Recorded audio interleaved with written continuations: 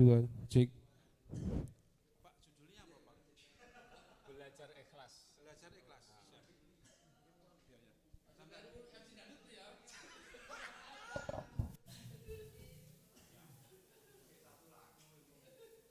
Iya, Mas Fahir jane nyanyi.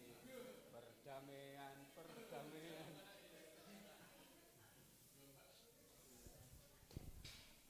Assalamualaikum warahmatullahi wabarakatuh.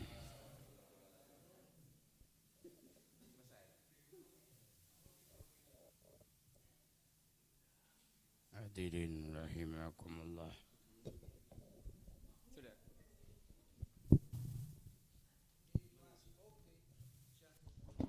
action. Nanti dulu kalau udah dipersilahkan. Loh. Saya langsung duduk di situ apa ora? Hah? Langsung aja.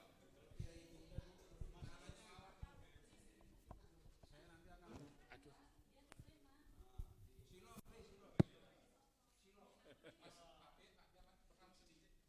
Hmm?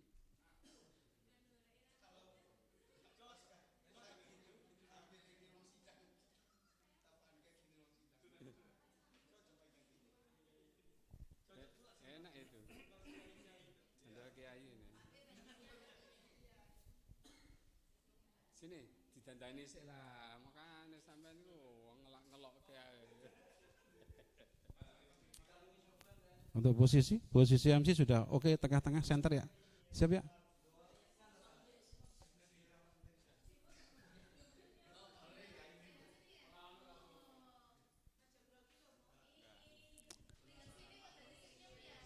Kita ta'awud dulu. A'udzubillahi minasyaitonirrajim. Bismillahirrahmanirrahim.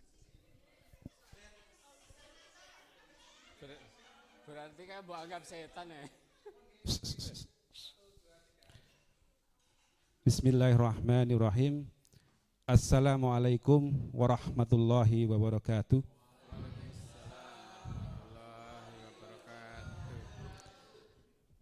Bapak Ibu Majelis Al-Jannah Pengadilan Agama Wonosari yang berbahagia,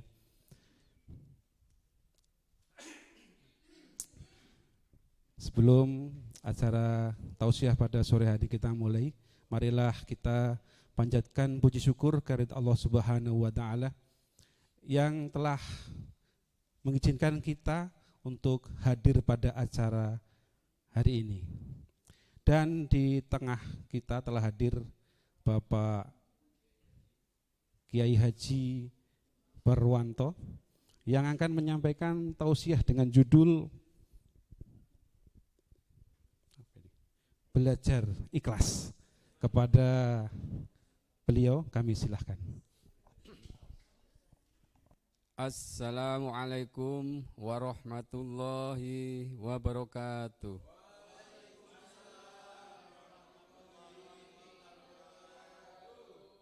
Alhamdulillahirabbil alamin wassalatu wassalamu ala asrofil mursalin wa ala alihi wa ashabihi ajmain. Rabbi shrah li sadri wa yassir li amri wahlul 'uqdatam min lisani yafqahu qawli. Amma ba'd. Yang kami muliakan Bapak Ketua Pengadilan Agama Wonosari, Bapak Wakil Ketua Pengadilan Agama Wonosari, Ibu dan Bapak Hakim, Bapak Panitera, Bapak Sekretaris, pejabat fungsional struktural Pengadilan Agama Wonosari, dan semua karyawan-karyawati yang saya cintai. Marilah tidak henti-hentinya kita selalu memanjatkan puja dan puji syukur kehadirat Allah Subhanahu wa taala yang telah memberikan beberapa nikmat, antara lain nikmat iman, nikmat sehat, dan juga nikmat sempat. Sehingga pada sore hari ini kita dapat berkumpul, bertemu dalam rangka kita saling mengingatkan, take and give, saling sharing dan sebagainya. Ya, sholawat dan salam semoga tercurah kepada junjungan Nabi besar Nabi Muhammad Sallallahu Alaihi Wasallam. Bapak-bapak, ibu-ibu, jamaah Mushola Al-Jannah yang saya hormati, sebagaimana telah disampaikan oleh MC bahwa topik kita sore hari ini adalah belajar ikhlas. Nah, ini kita ini baru tahap belajar. Ini saya pakai contekan ya, karena al ilmu nurun. Ilmu itu kalau nurun itu bahasa Jawanya itu nyontek. Nah, Bapak, Ibu-ibu, kita semua sudah tahu bahwa dalam agama Islam ikhlas itu merupakan perkara yang sangat penting. Semua perkara itu mesti diawali dengan ikhlas. Ya. Bahkan amal kita kalau tidak didasari dengan ikhlas itu akan tertolak. Ya. Dalam hadis yang populer kita semua sudah hafal, innamal a'malu binniyat. Ya. Segala amal itu tergantung pada niatnya. Kemudian kalau kita lihat dalam Al-Quran, dalam surat Al-Bayyinah ayat 5, a'udzubillahi minasyaitonirrajim, wa ma umiru illa liya'budullaha mukhlishina lahuddina hunafa'a wa yuqimus sholata wa yu'tuz zakata wa dzalika dinul qayyimah. Ya. Jadi itu dasar kita beramal harus dengan ikhlas. Masalahnya kita melakukan perbuatan ya, itu motifnya berbeda-beda ya. Kita bekerja tentu punya motif ya. Kita belajar kita punya motif tertentu. Kita apalagi pergi ke masjid dan sebagainya. Itu semua pekerjaan itu ada motifnya. Nah, ikhlas ini adalah merupakan syarat diterimanya amal. Saya ilustrasikan sebuah cerita, yang cerita ini mungkin bersifat imajiner, tapi ini sudah populer ya. Ceritanya Amin dengan Amir. Amin dan Amir ini keduanya adalah seorang santri dari seorang kiai. Pada suatu waktu Amin ini pekerjaannya petani, dia habis panen ubi. Nah, ketika panen dia ingat sama Pak Kiai, maka dibawakanlah Kiai tersebut ubi 1 karung. Dia berjalan kaki menuju rumah Pak Kiai dengan membawa ubi. Nah, langsung sampai di rumahnya Pak Kiai, ketuk pintu, assalamualaikum, dijawab waalaikumsalam. Wah, Pak Kiai tanya, loh apa yang kamu bawa Amin kok 1 karung sepertinya berat sekali sampai kamu mandi keringat. Ini Pak Kiai, saya itu barusan panen ubi kayu. Nah, saya bawakan Pak Kiai. Wah, Pak Kiai langsung berterima kasih kepada santrinya yang masih ingat dengan beliau. Kemudian Pak Kiai berpikir apa yang akan kita kasihkan ini kepada Amin ini. Ya. Terus Pak Kiai ke belakang tanya sama istrinya, Bu, ini ada santri saya namanya Amin membawakan ubi 1 karung. Apa yang kita berikan kepada Amin? Waduh, kita ini tidak punya apa-apa, kata Bu Nyai kan. Tapi di belakang itu ada seekor kambing. Itu aja yang kita punya. Gimana kalau itu aja kita kasihkan? Oh iya, oke, setuju. Jadi akhirnya Amin yang membawa 1 karung ubi tadi pulangnya nuntun kambing 1 ekor. Nah, ketika nuntun kambing pulangnya ketemu Amir. Amir tanya, Min, dari mana kamu kok bawa kambing sebesar itu? Bagus lagi bulunya katanya. Amin bilang, ini dari Pak Kiai katanya. Kok kamu dikasih kambing sama Pak Kiai katanya. Lah ini tadi saya membawakan 1 karung ubi kayu, panen sendiri saya bawakan. Nah, akhirnya pulanglah Amin. Nah, si Amir berpikir, wah ini Amin saja membawa ubi kayu dikasih kambing. Wah saya tidak mau kalah, saya juga mau bawakan Pak Kiai. Akhirnya karena dia si Amir itu orang kaya, dia belikan durian Pak Kiai. Satu karung juga dia bawa ke sana. Assalamualaikum Pak Kiai, ini saya bawakan durian. Nah, terus, oh iya ya terima kasih. Wah ini santriku hebat-hebat ini, ingat semua sama Kiai. Terus Pak Kiai ke belakang lagi, bilang sama istrinya, apa kita kasihkan si Amir ini Bu? Nah kita sudah tidak punya apa-apa katanya. Tidak apa-apa, ubi aja dikasihkan. Akhirnya Pak Kiai ketika si Amir pulang dibawain lah ubi. Amir, ini saya tidak punya apa-apa, punyanya ubi ini dari Amin tadi yang ngasih, katanya bawa aja ini katanya. Setelah pulang dari Pak Kiai si Amir tadi gerundel gedumel lah artinya. Wah ini yang untung Amin ini bawa ubi dikasih kambing, saya bawa durian dikasih ubi gitu. Nah itu gambaran ya masalah ikhlas. Kalau dalam Al-Quran itu ada namanya surat Al-Ikhlas. Itu juga gambaran bagaimana ikhlas itu ya. Dalam surat Al-Ikhlas itu tidak tergambar kata-kata ikhlas, ya kan? Tidak ada kata-kata ikhlas, tapi dinamakan surat Al-Ikhlas. Ya. Jadi tidak ada tergambar, tidak ada disebut ikhlas, tapi dinamakan surat Al-Ikhlas. Ya, itu. Coba nanti dicari apa sebabnya. Atau tanya Pak Ketua, mungkin tahu dia.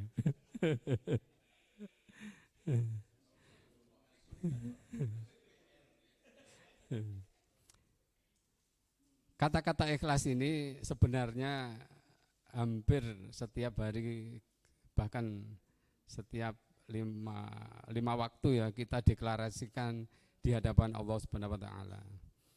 Minimal dalam doa iftitah kita selalu sebut inna sholati wa nusuki wa mahyaya wa mamati lillahi rabbil alamin.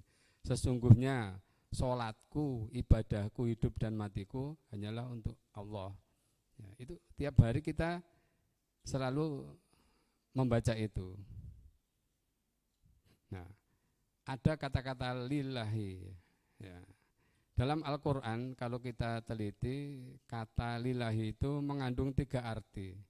Yang pertama adalah ikhlas karena Allah, kemudian yang kedua ikhlas untuk Allah, dan ikhlas atas milik Allah.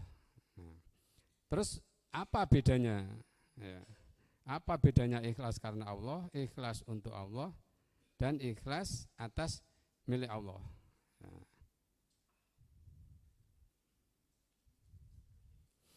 Nah, ketiga tadi itu juga merupakan tingkat keikhlasan. Yang pertama itu ikhlas karena Allah itu tingkat 1, ikhlas untuk Allah itu adalah tingkat 2, kemudian ikhlas atas milik Allah itu tingkat yang paling tinggi, tingkat yang ketiga.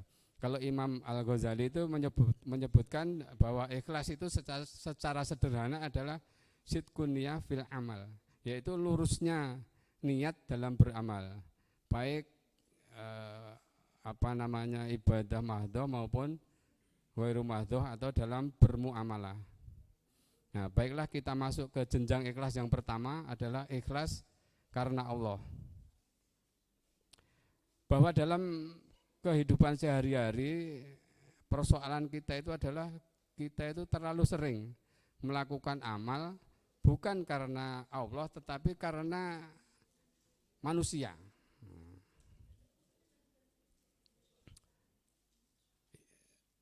Dan kita tahu bahwa musuh terbesar ikhlas itu adalah pamer atau riya.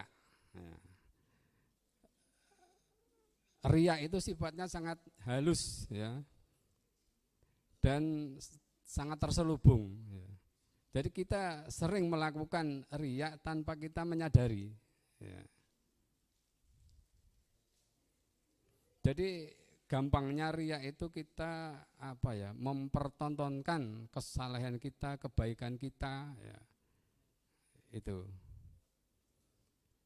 Kemudian ada saudaranya riya itu adalah sum'ah. Sum'ah itu gampangnya kita menceritakan kebaikan-kebaikan kita, kebajikan-kebajikan kita kepada orang lain. baik secara visual maupun auditorial. Dua-duanya itu tujuannya sama, yaitu ingin mendapat pujian, ingin mendapat atensi dari orang lain. Itu namanya sum'ah. Ali bin Abi Thalib menyebutkan bahwa riya itu ada dua tanda-tandanya. Yang pertama, orang yang suka melakukan perbuatan atau amal karena riya itu cenderung berbeda ketika berjamaah dan ketika sendiri. Contohnya, ya. Sebelum saya lanjutkan berbicara masalah riya itu, kita tidak menyinggung orang lain ini ya. Tentu kita masing-masing, mari kita menuding pada diri kita sendiri ya. Karena tadi riya itu tidak kentara ya, sifatnya itu halus dan apa tadi itu? Terselubung ya itu. Jadi tanda-tandanya dalam beramal itu kita cenderung berbeda ketika kita berjamaah atau sendiri. Ketika sholat di rumah itu saya biasanya seperti itu. Gesit lah, cepat itu. Jadi Allahu Akbar. Allahu Akbar. Sami Allahu liman hamidah. Cepat sekali. Nah, ketika kita sholat secara berjamaah, kita cenderung ingin dilihat orang, ingin dipuji orang. Allahu Akbar. Lama, doanya lama ya. Fatihahnya lama, suratnya panjang. Seperti itu. Nah, itu yang biasa kita lakukan. Nah, kemudian ciri yang kedua adalah orang yang sukaria itu adalah dia semangat kalau dipuji. Dan sebaliknya, dia akan turun semangatnya ketika tidak mendapat atensi atau pujian dari orang lain. Bahkan apabila dicibir atau dicela sama orang lain cenderung mutung. Nah itu. Nah, mari kita berhati-hati. Kalau kita ada salah satu dari sifat tadi, ya, kita berarti termasuk itu tanda-tanda tadi ya, sedang riya ya. Semestinya kalau beramal secara ikhlas itu mau dipuji, mau tidak ada pujian ataukah dicibir orang, kita tetap semangat. Tapi namanya manusia, kita itu memang butuh pujian untuk menyemangati kita. Itu adalah manusiawi ya. Nah, kemudian musuh ikhlas yang kedua menurut Imam Al-Ghazali adalah ujub. Ujub itu apa? Sederhananya ujub itu merasa paling sempurna, merasa paling suci ya. Merasa kita yang berhak masuk surga, orang lain tidak. Dan cenderung merendahkan orang lain. Nah, ini sifat ujub ini. Nah, ini yang perlu kita hindari. Nah, itu adalah yang pertama tadi adalah ikhlas karena Allah. Kemudian apa itu yang kedua, kategorinya tingkatan yang kedua, itu adalah ikhlas untuk Allah. Terus apa yang membedakan ikhlas karena Allah dengan ikhlas untuk Allah? Pada dimensi tingkat pertama tadi, kita baru terbebas dari sifat riya, sum'ah dan ujub. Tetapi kita belum bisa membebaskan diri dari kepentingan-kepentingan dalam beramal terhadap Allah. Betapa sering kita beribadah itu, kita berorientasi untuk memenuhi hasrat dan kepentingan kita. Contohnya kita sholat duha, kita punya kepentingan supaya utangnya lunas, supaya rezekinya melimpah. Kita sholat tahajud supaya jodohnya cepat. Nah, itu seperti itu. Dan juga masih banyak lagi. Tentu hal itu tidak ada yang salah ya. dengan model ibadah seperti itu tidak salah. Karena apa? Allah Subhanahu wa taala juga dalam banyak ayat itu menstimulasi kita untuk bertransaksi kepada Allah. Tetapi model ibadah yang seperti itu tidak akan bisa mendewasakan kita. Karena ketika kita beribadah dengan penuh kepentingan, bertransaksi kepada Allah, ujung-ujungnya kita akan merasa kecewa, ya. Manakala permohonan kita itu tidak sesuai dengan yang diharapkan. Ketika kita minta rezeki kita berlimpah, Allah tidak menjawab, Allah malah memberikan kita rezekinya sempit. Nah, gimana Pak Husein? Ini contekannya ada ini, masih panjang ini contekannya ini.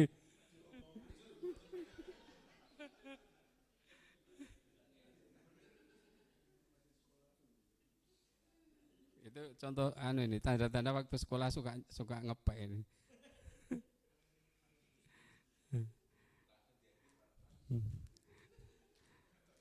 Kita lanjutkan tanda ikhlas pada dimensi kedua ini.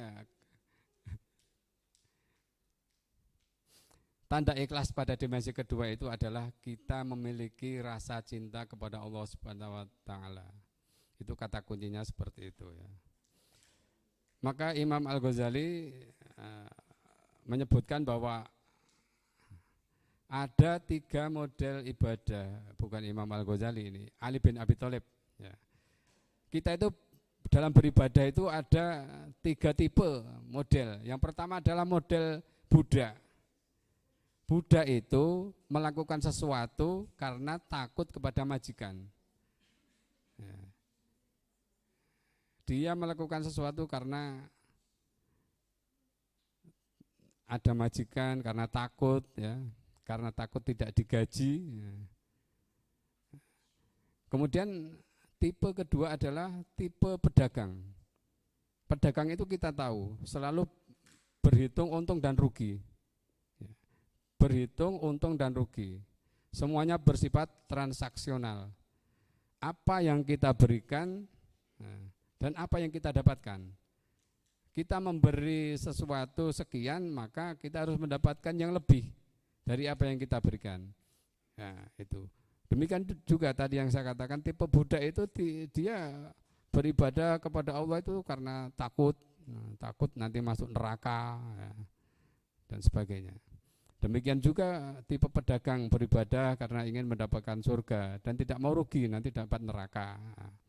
Itulah jenis-jenis ibadah pada umumnya yang model seperti itu, yang tingkatan seperti kita itu paling ya seperti itu, belum bisa mencapai yang tipe yang ketiga. Nah, model ibadah yang ketiga yaitu ibadahnya orang yang merdeka. Orang merdeka itu beribadah bukan karena takut atau karena transaksional, tapi beribadah karena rasa syukur dan cintanya kepada Allah Subhanahu wa taala.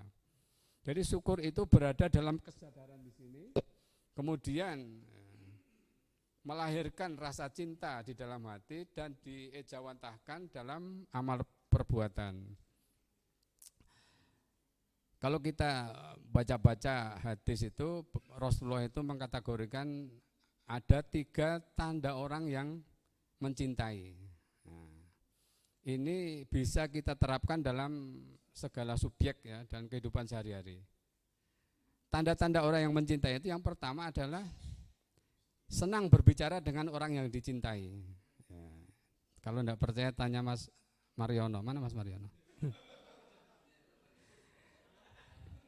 Mungkin kita yang tua-tua ini dulu, ini kita ibaratkan ada remaja lah, katakanlah.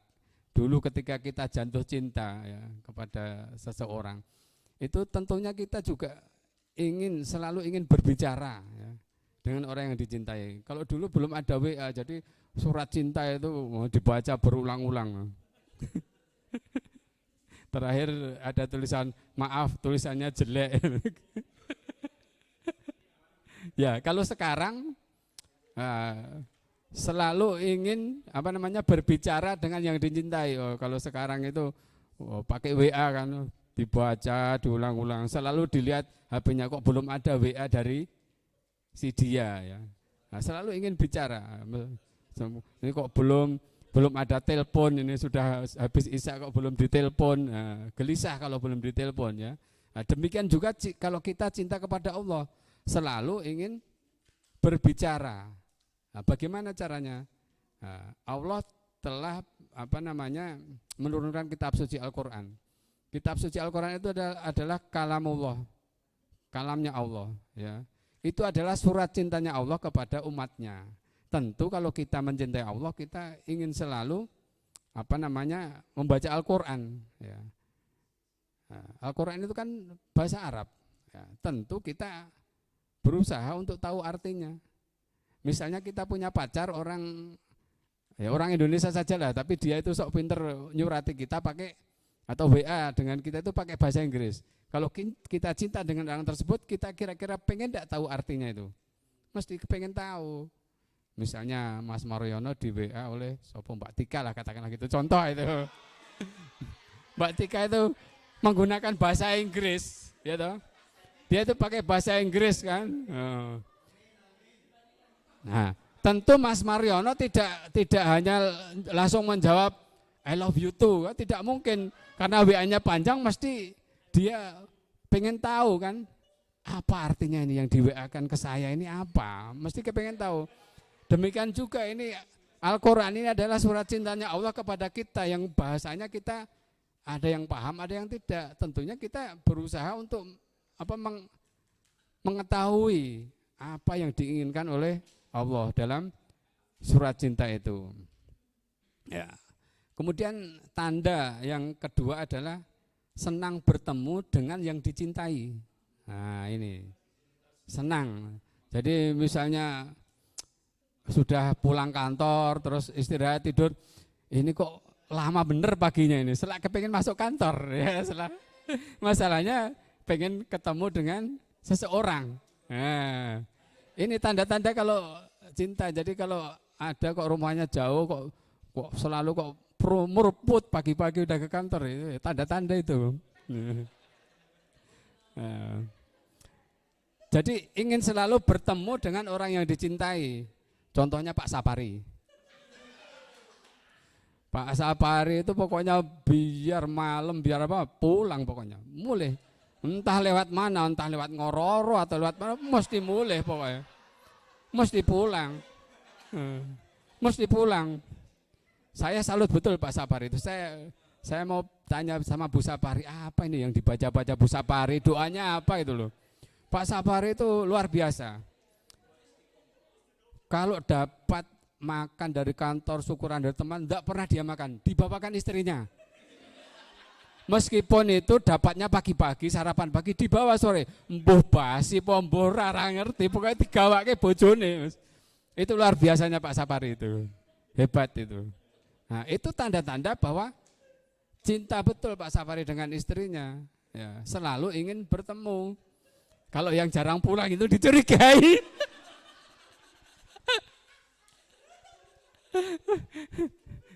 Yang jarang pulang itu perlu dicurigai.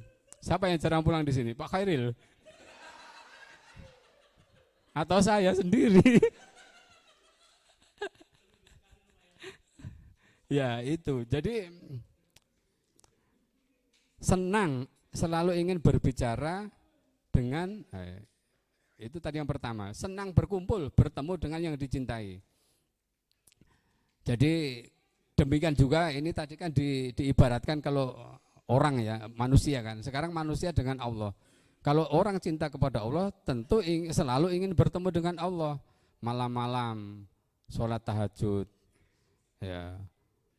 Pokoknya begitu dipanggil adzan, Pak Andi sudah adzan, langsung sudah. Kalau perlu sebelum adzan sudah wudu.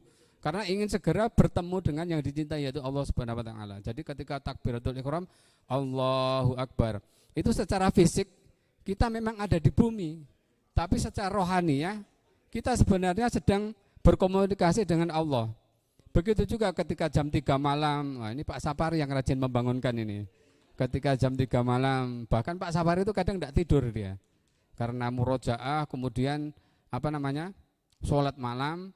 Nah itu betul-betul luar biasa. Jadi dia hebat lah, artinya apa namanya selalu ingin berkumpul, bertemu dengan yang dicintai ya, sholat.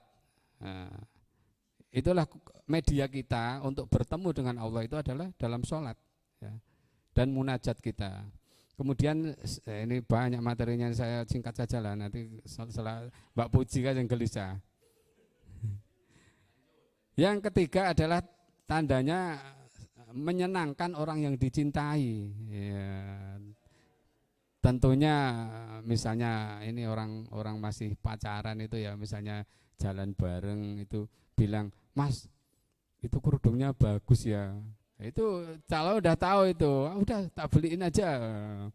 Kemudian tahu ini apa yang dicintai ini kesenangannya, misalnya makan brownies, katakanlah begitu ya. Bawainlah brownies.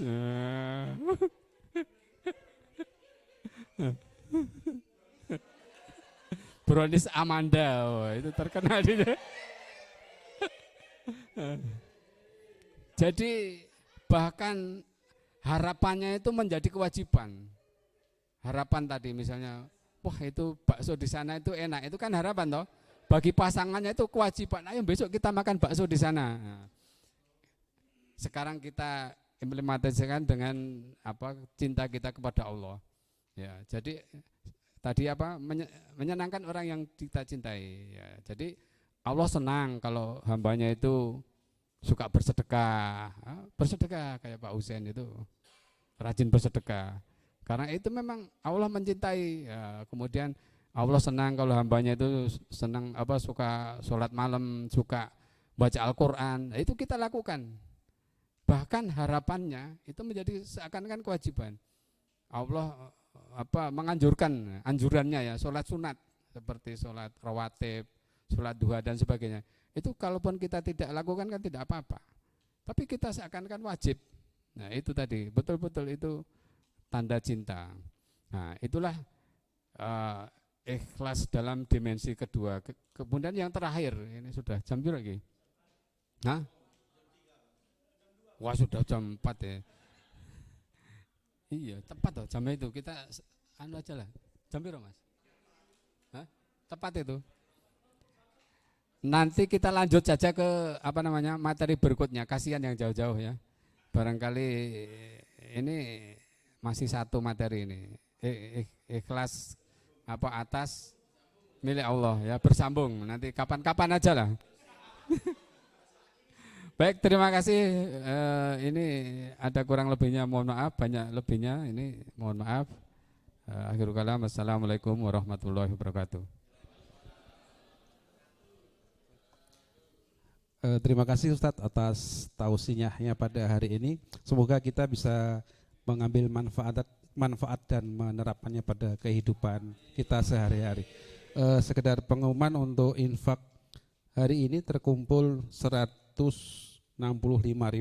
Terima kasih Bapak Ibu, semoga dicatat menjadi amal jariah. Amin. Demikian untuk acara hari ini. Marilah acara ini kita tutup dengan lafaz tahmid bersama-sama. Alhamdulillahirabbil alamin. Dari saya ada kurang lebihnya mohon dimaafkan. Wassalamualaikum warahmatullahi wabarakatuh.